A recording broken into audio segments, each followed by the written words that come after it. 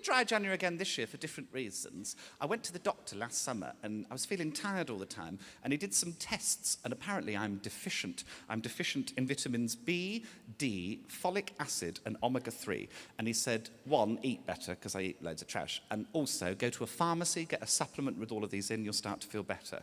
So I went to Boots. The only supplement that has all of these in is pregnancy support. So I've been on pregnancy support for the last few months, and I tell you what, I feel like a pregnant woman. I sit down backwards onto chairs, I do that one, talk about myself the whole fucking time. I'm a pregnant woman. Sorry if you're preg, I'm going to be slagging you off now. It's just, I'm turning 30 this year, so many of my friends are having kids. I've got a text, actually, which you can use if you'd like. I'm so thrilled with it. If somebody's just had a baby, I'll text them, I'll say, are you sleeping? Because inevitably they won't be, and they go, oh no, I haven't slept for days, that kind of reply, nonsense. And then I'll go back, and I'm so thrilled with the wording of this, I go back and I say, it'll all be worth it when they're softly stroking your hair as you slip into oblivion. It's like Shakespeare, isn't it? Marvellous. Met one of my friend's kids last year. Friend I went to university with, her daughter. I avoided this child for 4 years. She's 4 years old. I'd heard bad things. Met her last year. She's the worst person I've ever met. And I've met Eamon Holmes. I won't use her real name, that would be unfair. Let's call her Mugabe. And she was very... just spoiled, really. We were sat at dinner, and she was here, and she was kicking me in the legs. And at one point, she caught my shin, and I went, fuck! She started crying. The mum said, please don't swear in front of my child. I was like, oh, is that your child? I thought someone just condensed North Korea into a small woman, actually. Little bitch. But I've got a goddaughter who I adore. She is 11, and I think she might be a genius, because she loves painting, and I've got this office in Birmingham, so I took her to the office to do some painting, and we painted this mural on the wall, and while we were painting it, I said to her, what do you think art is, just out of curiosity? And she thought about it, and she said, well, it's trust. And I said, what do you mean by that? And she went, well, if you trust something's good, then it is. I was like, fucking hell, that's the most profound thing anyone's ever said to me from an 11-year-old. So, have another go on the bong, what are you going to say next? When the meow meow came out, the things she was saying, extraordinary. So yes, I'm trying to be healthier. I love a full-fat Coke, and I'm on Diet Cokes now, and I'm struggling with it, really. Funnily enough, I was at a university reunion, I was drinking a Diet Coke, and I went up to a girl who I didn't know that well at university, and I was holding this Diet Coke, and I said to her, oh, hello, how are you? What are you up to now? And she went, I hate that. I hate small talk. I'm sorry, I'm not sure how conversation works with you now, then. How did the death of your father affect your sex life? Just straight on in.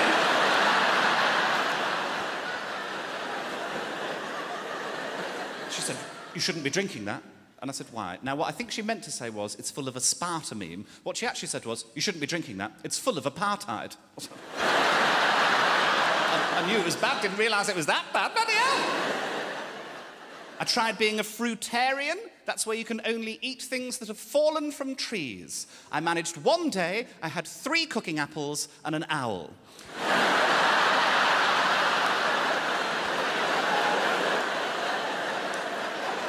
Arguably the best joke of the show. That pissed it away in the first section. There she goes. Off she flies. Bless you. I've been reading your tweets. Some fucked up people in this room. Oh! Right. If I call your name out, if I read one of your tweets out, could you stand up for us? Could we have house lights up for this as well, just so I can see them? Oh, also, Leon, are you all right to... This is Leon, everybody. Say hi, Leon. Are you all right to come out and... So they said, this is my cameraman. I can do whatever I like with him. I mean, if anyone's got suggestions... Hello, Leon. So we're going to zoom in on people. Oh, lovely, look at that. Let's just have a test. Oh, yes. What are these guys? What's your names? Tony. Tony and? Richard. Tony and Richard. How do you know each other, Tony and Richard? Partners. Partners, OK. Well, we've got a lovely picture there. Smile for us. Very nice. That's going straight on Twitter when we finish the show. Find these men. Right, let's have a look at your tweets. There's some really funny ones. Really funny ones. Some people didn't really understand. Oh, love Zoe Ballbag from Fraser, that's good. Oh, where is Fraser, actually? Stand up, from Fraser C04. Where are you? Hello, Fraser. 103 followers. 104 now, I'm following you. And I will follow you home. You sent in Joe Likes Dick. Thanks, mate. He's not wrong. He's not wrong. Just like it. I'm not in love with it. I like a dick. I like a dick. Thanks, Fraser. Round of applause for Fraser. Something wrong with Mel and Sue. Somebody's put Bell and Pooh. This one's really nice. Where's Dave Moore? Dave Moore. Tweet time, Dave? Where are you? You up top there as well. You only sent one in, Dave. You haven't given much information on your profile either. You got 92 followers. The last thing you did was retweet Jonathan Ross. This isn't a Jonathan Ross-based tweet. What'd you do, Dave? A finance analyst. Gosh, it's boring people up there, isn't it? Where'd you live, Dave? In Kent. Oh. Mixed response from the room for Kent. People down here not sure they like Kent. But then some other people over there love it. Hey, it takes all sorts, doesn't it? You sent in, Dave, Tess sucks off your dad daily. That's really nice. Really lovely work. Round of applause for Dave. Lovely stuff. Daily. Sucks off your dad daily. Mike Blair, where are you? Pickle246. Where is he? Right at the back. Quite right. Let's have a look at your profile. 22 years old, Arsenal. You're an Arsenal fan. Hey! Hey! Do you watch the game, geezer? Great squad, wasn't it? Great squad. Lovely squad. Was there a game today? I don't know. I have no idea. You like tennis, food and travelling. Lovely. Mike sent in Benedict Cuminghurst snatch. So that's great bit of lad banter, that movie. Did you get a nice shot of him? Lovely. Thanks, Leon. You're a bloody lifesaver. You can't catch me. He's good, isn't he? You don't have to say anything. Just nod or shake your head. Do you run? Are you a runner? Not really. So if I ran away.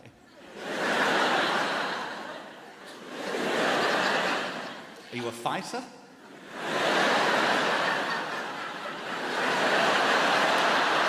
I'll kill you dead. Oh, he's frightened now. God, I've never felt more masculine. I've got a weapon as well. I thought I was going to do it then. Asking as a Birmingham gay myself, when did Kings Heath become Brum's newest gay quarter? Did this happen overnight? Correct. That's exactly what happened. Well done. I had been seeding it into the gay community because I'd set up a fake Grindr account called Sugar Daddy, which is it's like a dating app like Tinder but for gay people. And I just seeded it into conversations, get it in their subconscious, this sort of thing. He started, he said, "Where are you based?" I said, "Kings Heath. It's a gay village now." I was giving him the idea. He said, "Sure. You into piss play?" It's 11:39 a.m, darling, but, you know, you do you, you do you. Nobody spotted that Sugar Daddy is Alan Sugar, though, so that's good, isn't it? That's good.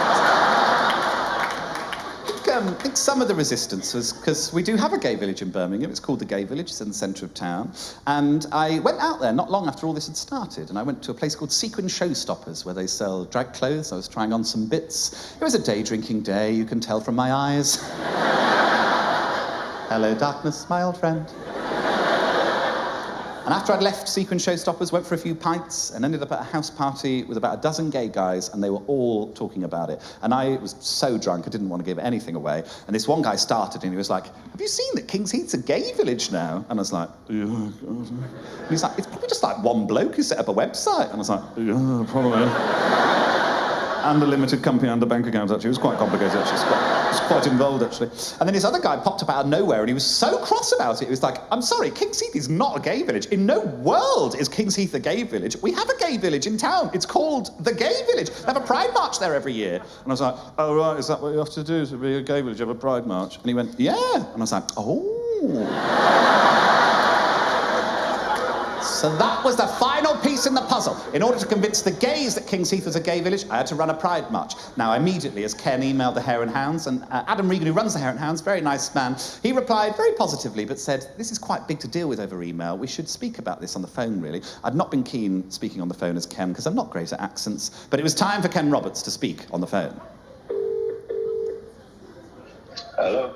Adam Regan, it's Ken Roberts from the Neighbourhood Foundation. Hello, mate. I wanted to talk about doing a pride march in Kings Heath. Oh, right, okay. 26th of September, yeah, I'll pencil that now. I'll wait for you to confirm it. That's fantastic. Thank you, Mr. Regan. I'll leave you to your day. Remember, you can only ever be yourself unless you're Ken Roberts. Thanks, Ken. Cheers, mate. Thanks, mate. Bye-bye. I'm doing a pride march in 3 weeks. Should we take a selfie using that camera? Is that possible? Where should we do it from? Maybe back here? You all want to be in a selfie? Why not? Can I hold it like I'm doing a... Smile, everyone.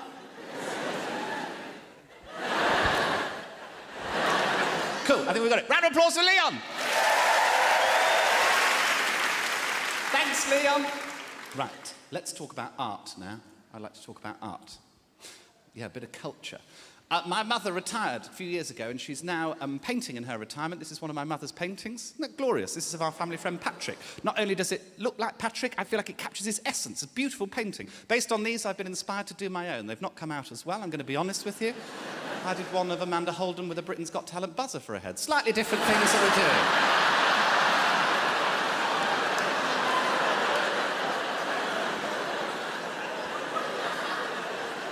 Mum will do this sort of thing, 2 women on a bench having a conversation, beautiful, skillful watercolour there, the skill and the time it takes to do something like that. I did a man having coffee poured in his arse. We're just doing different things.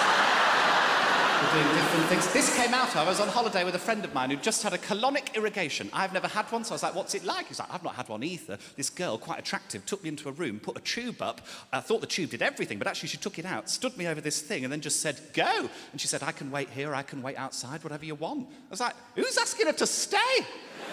No, look me in the eye. I'd like us to share this. So based on that, I did this painting. I haven't got a name for it yet. I was thinking maybe Britain in springtime, but I'm open to suggestions. Do send your tweets in. This art thing has got to a bit of a head just this week, actually. Mum and I, we submitted to the Royal Academy. Every year, the Royal Academy take paintings from amateurs, from professionals, whatever. They also take sculptures. Mum submitted 2 of her paintings, beautiful paintings. I submitted for a laugh. I knew I wasn't going to get in. I submitted this sculpture, which I called Chris. I made it pissed last summer. I just submitted it, forgot about it. A few weeks later, I got an email from the Royal Academy that read this. Dear Joe, it's come to our attention that the price of your artwork, Chris, is £10.5 million. I was originally going to do 10 and I thought, fuck it, put the other half on. Owing to the high selling price, we just wanted to check this was correct, and this is what we would like to have printed in our list of works, should your work be selected for the exhibition. If you did wish for this to be the published price, could you kindly advise on the insurance value of the work? Well, I went back to them and I said, gosh, did I really put £10.5 million? It should be £12.5 million. And then just put Brexit for no reason. I recently took it to Bonhams to get it valued. They asked me to leave, but I expect the insurance value is $4.99 or the equivalent in Argos vouchers. Didn't receive a reply, didn't expect a reply, to be honest. I thought, right, it's not going to get in. Suddenly, we both get emails. Mum's paintings rejected. Chris is in.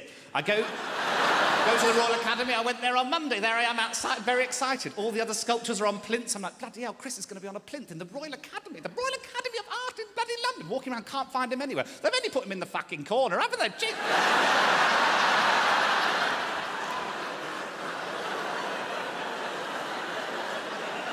He is available to purchase for £12.5 million. I will not accept offers. Mum's really annoyed at the minute. The relationship's frayed. This started, I was living with them last year, and they got annoyed with my bathroom habits. I love a long bath, and I love to eat in the bath, and I had some Greek yoghurt in the bath, because I'm in show business. And unbeknownst to me, some of the yoghurt ended up in the bath. I then went into my room to get changed. Mum comes into the bathroom, looks in the bath. She's like, have you had the biggest wank anyone's ever had? I came in, there's blueberries in there. I was like, oh yeah, I've shat out perfect blueberries as well, Helen. Just squeeze those through my urethra. yes. Live in Birmingham. Birmingham was described recently on Fox News, the reputable news source that is Fox News, as 100% Muslim. Salam alaikum. Alaikum salam is what you say back. Don't worry, we'll work it out. It's interesting that, because I was in the Middle East when that news came out. I was doing shows. I was in Abu Dhabi, Doha, and Dubai. Friends of mine told me not to go to the Middle East because they said that they don't like, and I quote, my lot, is what they said. Not sure what they mean by my lot. Presumably fly fishers. They jail homosexuals in those countries. Not sure of the logic of that one, really. Oh, you like men? We'll put you in a box with some. Not a punishment. Come on, try harder, lads. I thought that they stoned gays to death out there, but it's just that gays can't catch. Right. Structurally, a very good joke, that, but it's on the edge. I agree. Now... 100% Muslim. They said 100% Muslim. There's a sort of truth in it. There's a lot of Muslims in Birmingham, a lot of all cultures there. We're known for being multicultural, quite good at it, really. Our next-door neighbour's a Muslim. Saj, he's a lovely guy. Loves a fucking power tool on a Sunday, but he's a lovely guy. Oh, shut up, Saj! One of the most famous Muslims in Birmingham is Malala Yousafzai. I don't know if people are familiar with her. If you don't, she's brilliant. She's an 18-year-old schoolgirl who was shot at by the Taliban for wanting to be educated. She now goes to Edgbaston High School for Girls. It's a private school. I don't think she pays the fees. I personally would hate to go to school with Malala Yousafzai. Can you imagine show and tell day with Malala, where they're like, OK, class, what have you brought in? Sally, let's start with you. And Sally goes, I've brought in this papier-mâché cat.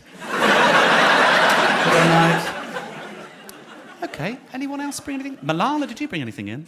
This Nobel Peace Prize. Sally, you're a piece of shit. I'd hate to be a teacher as well. You want me to tell Malala off for anything? What are you doing on your phone, Malala? Texting Barack Obama, actually, so... Oh, sorry. Sally, you're a piece of shit. Poor Sally, just made her up. No, I was annoyed about that. I was annoyed when that news came out. I'm annoyed with Donald Trump as well. Little side project I've got going on. I'm trying to book Syrian refugees into Donald Trump's hotels. What's going on?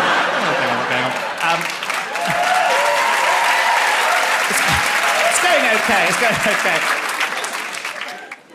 I was annoyed when Fox News said that we're 100% Muslim, because there's a subtext to that. When they say we're 100% Muslim, what they're saying there is that we should be worried about that. There's something terrifying, frightening about Muslims. I think we've got a problem. I think we're using the word Muslim far too quickly to describe people doing atrocities when they don't represent Muslims any more than I do. And I think we should be using a more accurate word for those people, which I'm going to argue is knobhead. There'd be levels of knobhead. You'd have a moderate knobhead, all the way up to fundamental knobhead. And if we all did it, the news would have to catch up. They'd have to go, today, 2 knobheads bombed a car. They'd have to do it if we all did it. And it wouldn't necessarily be to do with just terrorist activity. Any knobheady activity would get the knobhead word. I've thought of some. People that wear a festival wristband after a festival.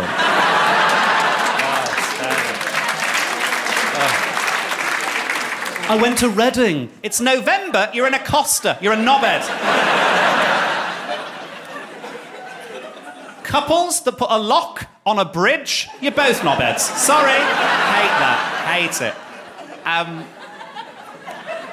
Sanctimonious mothers, I've got to be careful here. I don't mean all mothers, just a lot of my friends are having children at the minute, and it's the sort of mothers that go, don't tell me how to raise my kids.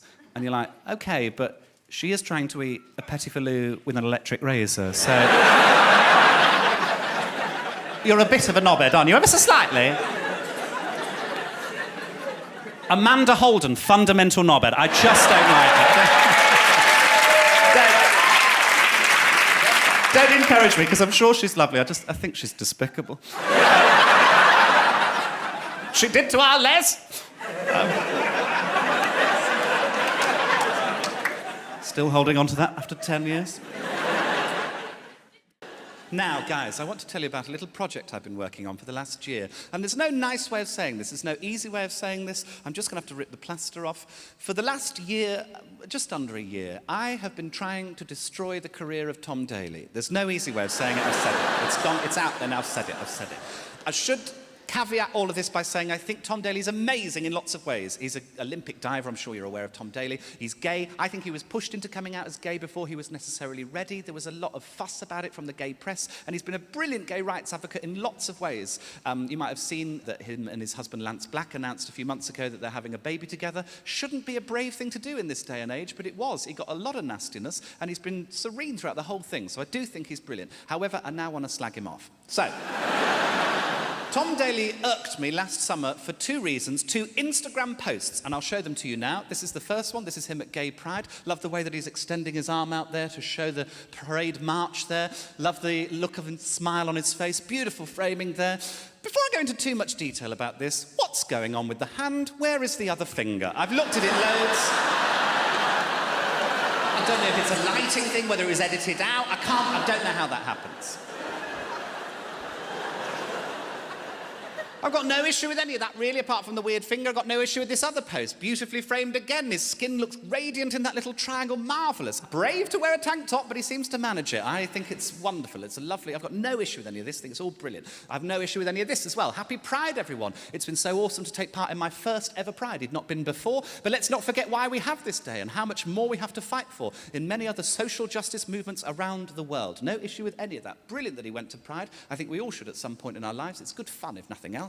My issue with both of these posts is not what's in them, it's what's underneath them, and that is this. At Barclays UK, #ad. That means that Tom Daly was sponsored by Barclays to go to Pride. And I don't have a problem with Tom Daly being sponsored to do lots of things. I understand when you're an athlete, you've got to make your money while you can. You're not monetizable forever. You might break your leg. Totally get being sponsored. But to be sponsored to go to Pride, which is a political event, it made me uncomfortable. It's sort of like going Black Lives Matter with Tesco. It made me uncomfortable. And I didn't want to make a big deal of this. I thought it's an error in judgment in some ways. Didn't want to make a big fuss about it. All I thought I'd do is a bit of light trolling of Tom Daly. That's all I thought I'd do. So what I did is I went onto this very post and I commented on it with hashtags of rival banks. That's all I did. Hashtag NatWest, hashtag Santander, hashtag HSBC. And for some reason, dozens of other people started doing it as well. Hashtag Northern Rock, a nice nostalgic one. Vietcombank, an international one. Dozens of people did this, and I know that celebrities get paid loads for this. Barclays will have had a PR team all over it. I should mention that I've trolled Tom Daly in a lot lighter way about 3 years ago. He posted to his Twitter a little post basically saying, just take the image below, personalise it. Just wanted you to customise an image in your own way. That's all he wanted you to do. Of course, I put him in a smack den. Who wouldn't in my position? Open bloody goal, Tom. So that was it, really, as far as I was concerned. I've done my post, other people have commented, point made. I felt an error in judgment, that was it. Next day, I get a phone call. It's from a friend of mine who's a photographer. He's photographed the Olympic diving team on a few occasions, and he's also photographed me. And he said, Joe, you need to go on Ross Haslam's Instagram. Now, I didn't know who Ross Haslam was at the time. He is another British diver who went to Budapest the day after Pride with Tom Daly for a competition. And he posted a video. The video you don't necessarily need to see. I will show it to you. It's a panoramic of Budapest. It's done weirdly. It's a portrait thing, but he's done it on landscape, which I don't understand. Also, the sound in the background's not great, so I will play it to you twice. But you can hear in the background Tom Daly's voice, and I just want you to listen out for it. Have a listen to this clearly now. Of the whole the lighting situation. Now, he might be saying the lighting situation, but I think Tom Daly says the Lycett situation. Have another listen just to double check. Of the whole the lighting situation. Does that sound like Lycett to you? I'm a situation. Not sure who he's talking to in that clip, presumably the assassin he's got to take me out. I like the Lycett situation. I'm going to write a book, The Lycett Situation. There's the cover. Yes, lockdown got in the way of doing stand-up. I was meant to do this tour a lot sooner. And I had my jab. This is me having my jab. And the nurse said, oh, do take a photo and put it on Instagram. We're trying to promote the vaccine. She hadn't considered I might put a caption with it. I just wanted a Tuesday afternoon strippogram, and now I'm hooked on meth. And then underneath, this post was sponsored by Microsoft, Shoezone and Screwfix. Oh, the anti-vaxxers are out in force. Someone called me a foot soldier of tyranny. I love that. That's going on the posters next year. Someone else said, idiot, I bet he was paid thousands for this and didn't even take the vaccine. You got me there. Shoezone did pay me thousands. Fair play.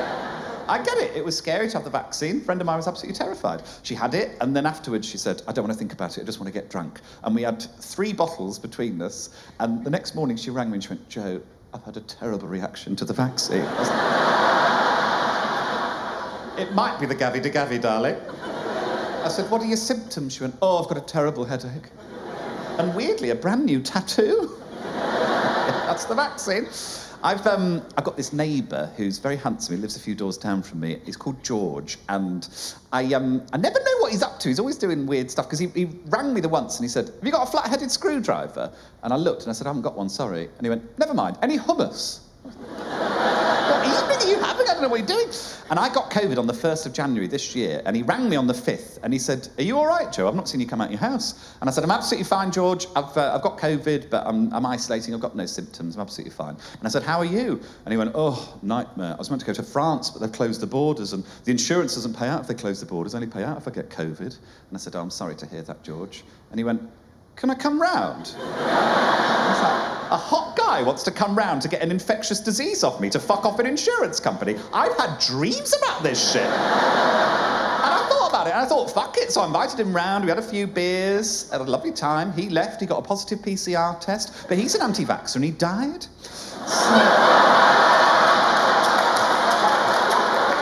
R.I.P. George.